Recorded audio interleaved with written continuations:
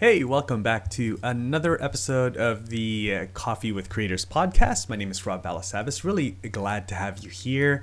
This podcast is really all about helping creators build revenue streams, multiple revenue streams, sustainable, predictable revenue streams to grow their content business. And really excited to have you here. If you're new, glad that you're here, that you found us. If you've been here for a few episodes now, or maybe lots and lots of episodes for years, and we've been connected for a long time. Always really thankful that you are part of this community, and make sure that you subscribe. If you've not subscribed yet on your podcast platform, whatever podcasting app you listen and tune into, make sure you subscribe. And also, if you're catching the video version of this on YouTube or maybe on Substack, I'm on Substack now. This is probably the second episode that will be published on Substack. Make sure you subscribe to those as well. All right, there is a paid version. Just always like to mention that there is a paid version on Substack where you can join our paid Substack there and subscribe. And by doing that, you get access to all the content, but also you get access to our Discord community, all right, with other like-minded creators. I'm in there as well. It's just an awesome, fun place to be in.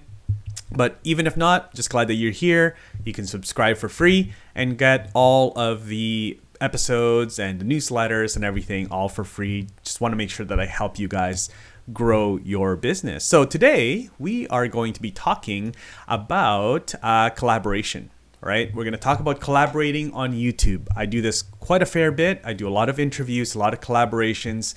And so collaborations with other creators can really be a great way to reach a new audience and grow your channels. And it's important that you do this right. Okay? Collaborations are great. And so I'm going to get into a few things that I've done, that I continue to do when it comes to collaborations, and hopefully help you with your collabs on YouTube and really on other platforms. You can apply this, some of these strategies to other platforms as well, whether it's on podcasts or Instagram even. But yeah, really hopefully this will help you. Before we do that though, just some fun things here I wanted to mention. In the last episode, somebody had commented, one of our viewers had commented a really funny sort of, I don't know, just a really funny comment that had nothing to do with the content, but Good Girls Guide just said, "Can I suggest you try contacts or a different shape of glass frames? I don't think the round shape flatters or complements your face shape. It just doesn't seem congruent with your personality either." All right, so yeah, thank you for that comment. That's from YouTube. So yeah, just gonna put it out there. What do you think? What are some glass frame styles or styles that might be a better fit for my face? Just really curious. I'm not into contacts. These are only like for reading and like when I'm on the computer. So yeah, contacts wouldn't really be an option that I would ever go for, unless maybe down the road when my eyesight gets even worse. But yeah, glass frames suggestions. Send me your glass frames suggestions. All right. So yeah, let me know about that. And also, before we jump in, really quick thank you to our sponsors of this episode, which is StreamYard. StreamYard, thank you so much for sponsoring this episode of the podcast, sponsoring us on YouTube as well. Great friends of mine. I'm actually going to be speaking with the StreamYard team later today. Yeah, just thank you so much. I love StreamYard. I use it when I'm live streaming, also when I'm recording podcast episodes as well and things like that. So love what StreamYard does. I'm constantly using it. I do use StreamYard with Ecamm as well. It's a great combo to have. All right, so let's jump into today's topic, which is collaborating on YouTube. All right, collaborating on YouTube. Okay, it's really, really important. I really do suggest that you guys do this. I suggest, first of all, mindset-wise, that you look at your people that are in your space, sort of your niche, right, in your vertical on YouTube, and don't see other creators as competitors. See them as collaboration partners, potential collab partners. Okay, but there's so many viewers, and there's so many potential business ventures and opportunities that is available out there. There's enough for everybody. So don't be afraid to collaborate. Okay, because this comes up a lot. People will say, well, I want to collaborate with, people that are like sort of in my space or complementary to my content, but I don't want to share my audience. They're my competitors, right? We do the same things. Honestly, there's so many people watching content, and your viewers are already watching other channels as well. If you look at your own viewing behavior, you're not just watching one channel, right? If you're into vlogs, right? For example, for me, we like to watch vlogs, right? And so, especially there's a few vloggers in the Philippines that we like to watch. We're not just watching and subscribe to one vlogger. We're probably subscribed to like half a dozen vloggers that we kind of just like to watch every now and then on rotation, right? Same thing for people that want to learn about YouTube, right? If you're subscribed to Nick Nimmin, you're probably subscribed to other creators as well, right? Maybe Business Film Booth or, other creators, Jessica Stansberry, right? You're learning from different creators about the same thing, and you're tuning in for the same thing from different creators because they have a different angle, they have a different voice, they have a different take, and different value that they offer you as a consumer, as a viewer, right? As part of that audience. So look at the people in your space as partners, potential partners, not as competitors, okay? So the first tip here that I'd like to share is that you want to make sure that you choose complementary styles and audiences. Now, when you are choosing a creator to collaborate with, it's important to find someone whose style and content is similar to your own, but whose audience may be different from yours. Now, this way, you can introduce each other's audiences to new content and new ideas, right? For example, if you are a makeup tutorial creator, let's just say you talk about makeup and makeup. It's not my niche, so I apologize if I'm a little bit basic with it. But if you're a makeup tutorial creator, you may want to consider collaborating with a fashion vlogger or fashion creator whose audience might be interested in beauty and makeup and your content, but who may not have already stumbled upon your channel quite yet, right? So you can kind of see how that would look, right?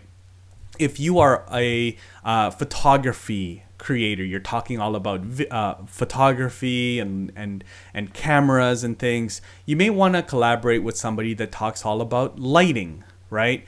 You might want to do that. Or you may want to talk about somebody that does a lot of drone content, right? Talking about different drones and stuff, right? So, it's complementary. You probably share the same audience with this creator, but their audience may not have seen your channel yet, and vice versa, right? It's not just also finding someone with a different audience. It's also about finding someone whose content complements yours, right? So if your content is more serious and informative, you may want to find someone that you can collaborate with that has a more lighthearted approach to their content, a little bit more entertaining, right? This can help balance out your channel and keep your audience engaged, right? Something that you don't offer, you want to find that, and something that maybe you don't have, right? There's actually a study by Tubular Insights, right? Love these guys. That collaborations are one of the top ways that creators grow their channels. 63% of creators reported that collabs have helped them reach a new audience. So if you're looking to expand your reach, collaboration is a really, really powerful tool. All right. So complementary styles and audiences. Now, the second thing you want to get into, my overlays are overlapping each other here. If you're watching the video version, we're not going to get into tip 3 yet. Now you know what tip 3 is if you're watching the video version. Tip number 2 is to have a clearly defined role between you and your partner, your collaboration partner, and expectations, right? So before you start any type of collaboration, it's really, really crucial to have a clear understanding of what each creator's roles and responsibilities are going to be. Responsibilities. I don't know why I slurred that one. Responsibilities are going to be. This will help ensure smooth and successful collaboration. Now make sure to discuss things like the theme of the videos, the length of the videos, who will handle the editing. It's the big one. Who's going to handle the editing? The production of the videos, scripting it. Who's going to handle all of those things, right? Are there any deadlines that you need to meet, right? The more you can plan ahead, the better. when it comes to deadlines, you may be doing this collaboration because you are doing a product launch.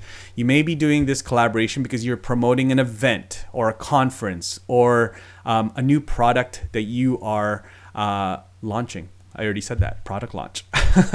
All right, so make sure that you outline those things. Now, those are just some of the things that you want to make sure that you're looking at, but you want to make sure you're looking at those things, all right?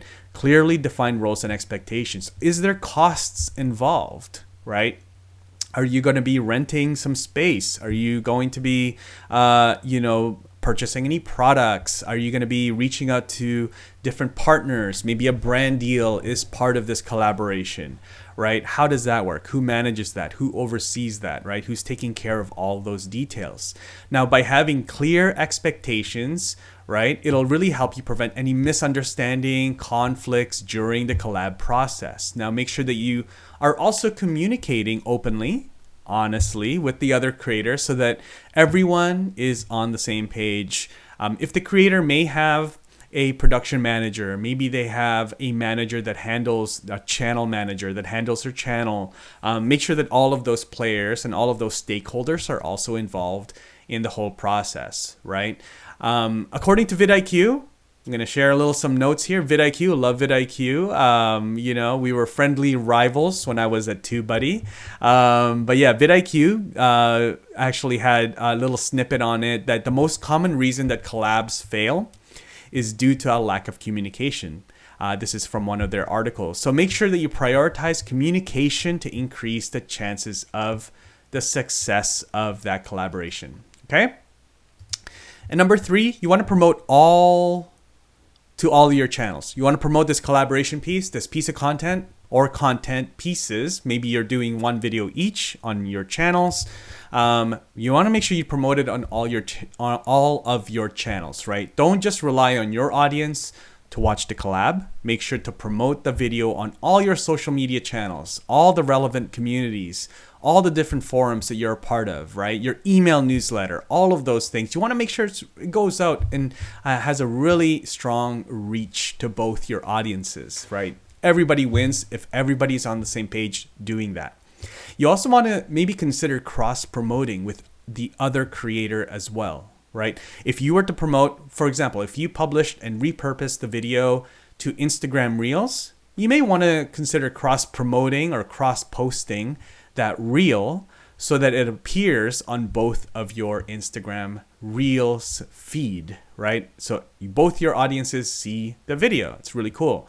Really organic, really easy way to cross promote. The more people who see the video, the more views and subscribers you'll get, obviously, right? So promoting your collab can also help you reach new audiences and gain new subscribers. We know that. There's a study by Social Blade. If you guys are not familiar with Social Blade, it's a great website. It's a great resource.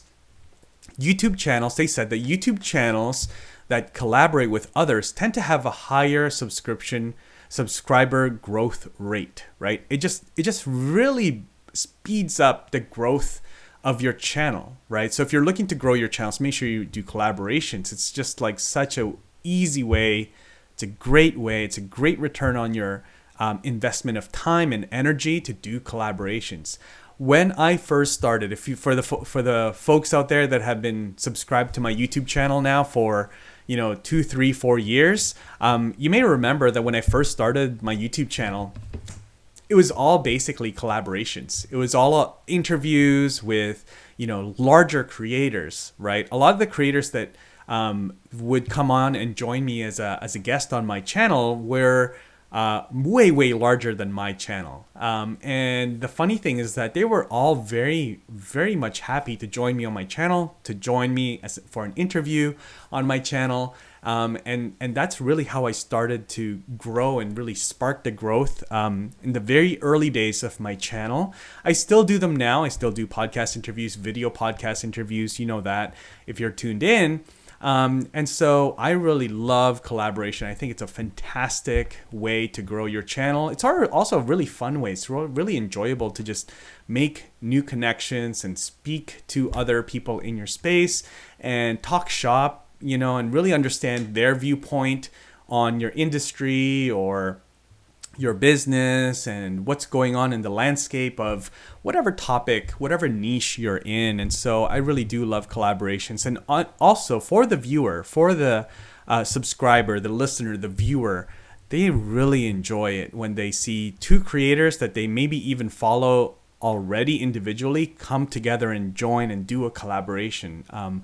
I know I love seeing that when I see vloggers that I know that meet up and create content together on YouTube, or a podcaster that I listen to will interview another podcaster.